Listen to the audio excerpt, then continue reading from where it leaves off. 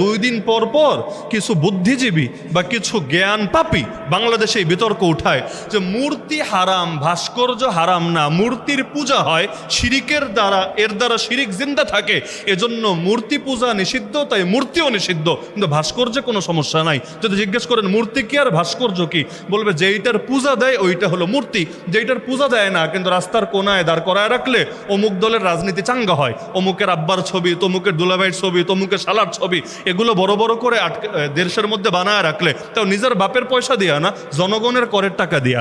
রাস্তা ভাঙলে ভাঙুক, ঢাকায় মশা বাড়লে বাড়ুক, বৃষ্টিতে পানি জমলে জমুক, অন্তত তমুকের বাপেরা, তমুকের দুলাভাইয়ের, তমুকের শালার মূর্তি দেশে টানায় রাখলেই বাস কাজ হয়ে যাবে। যদি এগুলোর কেউ পূজা করে না, এজন্য মাসালাগত কোনো সমস্যা নাই। কথা কি এটা সত্য না পুরাই ভণ্ডামি? কেন?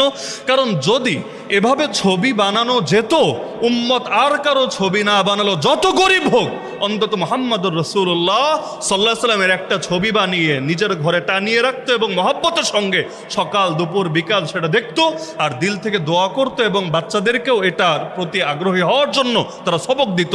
তো আল্লাহ রাসূল সাল্লাল্লাহু আলাইহি সাল্লামের কল্পিত ছবি বানানো সম্ভব ছিল নাকি ছিল না? কথা বুঝা বলেন, বানানো ছিল নাকি ছিল না? সম্ভব ছিল। তাহলে বানালো না কেন? উম্মত বানালো না কেন? এখান থেকেই বড় একটা শিক্ষা বের হয়ে যায়, যেখানে নবীর শানে, সাহাবীদের শানে উম্মত এই কাজ করে নাই, সেখানে কোন রাজনৈতিক নেতা, সাধারণ কোনো ব্যক্তির শানে এটা করার কোনো প্রশ্নই আসে না। এজন্য আজকে বাসায় গিয়ে প্রয়োজন ইতিহাস পড়েন। নবী যখন মক্কা বিজয় করেছিলেন, কাবায়ও যখন 360টা মূর্তি ছিল, এই 360টা সবগুলো কিন্তু মূর্তি ছিল না, কিছু ভাস্কর্যও ছিল।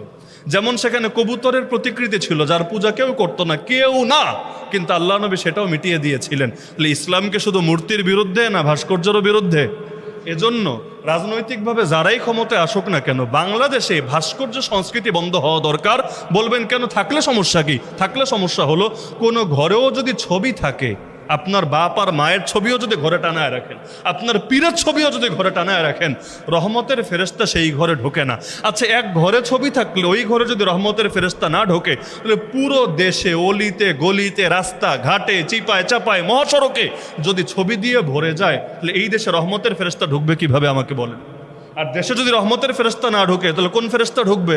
গজবের ফেরেশতা ঢুকবে। তো গজবের ফেরেশতা ঢুকলে এই দেশ ভালো থাকবে কিভাবে? জনগণ ভালো থাকবে কিভাবে? আমরা ভালো থাকবো কিভাবে? তাহলে যদি আল্লাহকে বিশ্বাস করি, আল্লাহ রহমতে বিশ্বাস করি, তাহলে সমস্ত ভাস্কর্য, প্রতিকৃতি এবং টানানো ছবি, প্রিন্ট ছবি, এগুলোর বিরুদ্ধে আমাদেরকে যুদ্ধ ঘোষণা দিতে হবে। আর যদি ছবি টানাতেই হয়, তাহলে তোমাদেরটা পরে অন্তত নবীরটা টানানোর ব্যবস্থা করো আগে। বলবে না না, এই দুঃসাহস আমরা করব না। তো নবীর শানে না করলে অন্য কারো শানে করার প্রশ্ন আসে না। যেটা নবীর বেলায় মানি নাই, অথচ তিনি সবার উপরে, সেটা অন্য কারো বেলায় মানার কোনো প্রশ্নই আসে না। সবার